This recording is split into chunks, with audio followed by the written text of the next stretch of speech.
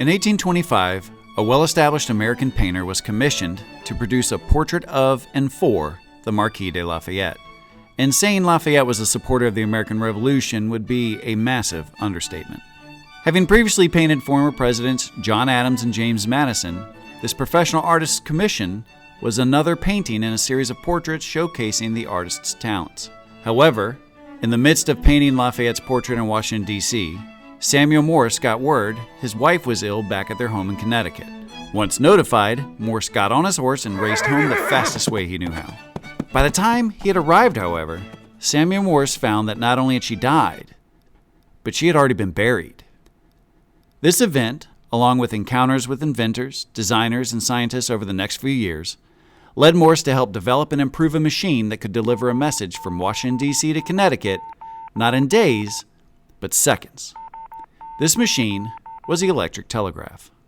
And telegraphs, as most of us know, changed the way we as humans communicated with each other. More importantly, the speed in which we communicated with each other. The word itself makes sense. Tele, meaning at a distance, and graph, meaning to write.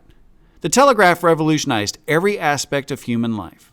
We may not think too much of it now, with our cell phones and internet and our video messaging, but everything we enjoy today can be traced to the telegraph in one simple question. How can we make this better?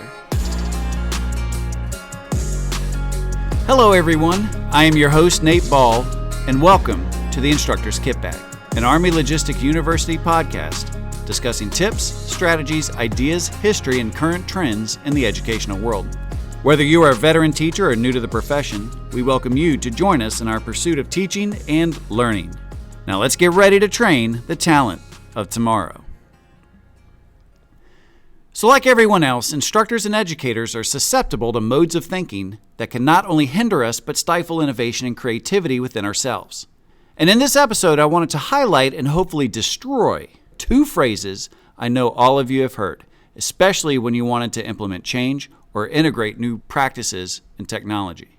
Now, I can only speak for myself, but these two phrases and their variations not only drive me insane, but I also believe these phrases are detrimental to progress in our educational world. So let's examine the first phrase that we need to eschew from our mindset. How many of you wanted to try something new or do something a different way and heard, but this is the way we've always done it? At this point, I could give you the example of like Blockbuster Video, a company that was at its peak in 2004, but thanks in part to poor decisions in not competing with new companies like Netflix and their mail order system, or even Redbox and their automated kiosks, they became a defunct company only 10 years later in 2014. Now that's a good extreme example for sure, because the company outright fails. However, not all organizations who adopt the "but this is the way we've always done it" mindset will fail in a concrete way. Our education system is a system that will not fail with this mindset, but will lag greatly behind other systems that let go of this approach. In his book, Good to Great, Why Some Companies Make the Leap and Others Don't, Jim Collins says, "Good is the enemy of great, and that is one of the key reasons why we have so little that becomes great. We don't have great schools, principally because we have good schools. We don't have great government, principally because we have good government. Few people attain great lives, in large part because it is just so easy to settle for a good life." So now, I say that the mindset of "that's the way we've always done it" evokes a lazy, unchanging, and stagnant monolith. So it isn't a stretch of the imagination that an educator who embraces this mindset could also be construed as a lazy, unchanging, and stagnant teacher. If either of these are true, what kind of students are we guiding? The reality is that educational theories, practices, and designs are always being revised or modified, and so "that's the way we've always done it" will stifle our own learning, our own adaptability, and our own creativity. What has worked for us in the past may not work for us in the future.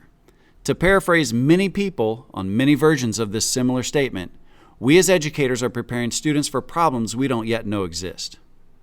Now, I don't want to beat a dead horse anymore, so let's move on to the second and arguably the more controversial phrase, "If it ain't broke, don't fix it." So on the surface, this idiom is technically true. I mean, why would you fix something that isn't broken? Merriam-Webster Dictionary states that it's used to say that one should not try to change something that is working well. But note the word well here. In this case, it is interchangeable with the word good. But what if we want something to be great?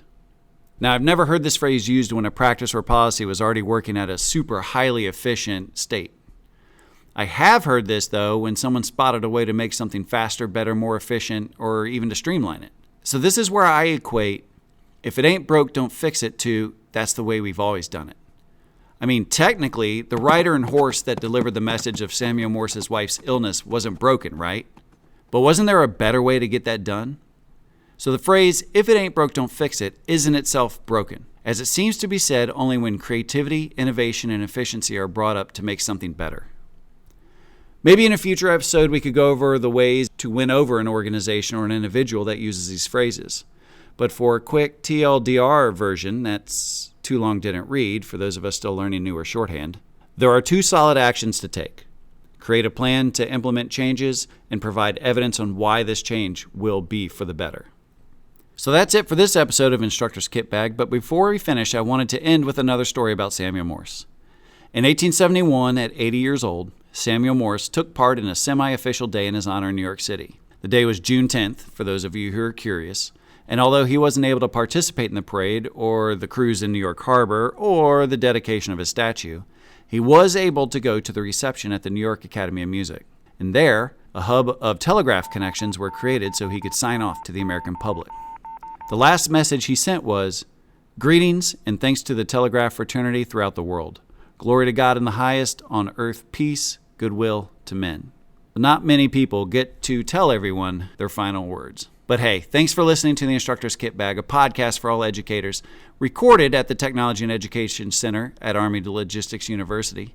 So until next time, let's get to work, especially in destroying 2 phrases that we just talked about, and let's train the talent of tomorrow. But let's not forget to train ourselves as well. Thanks for hanging out. See you next time.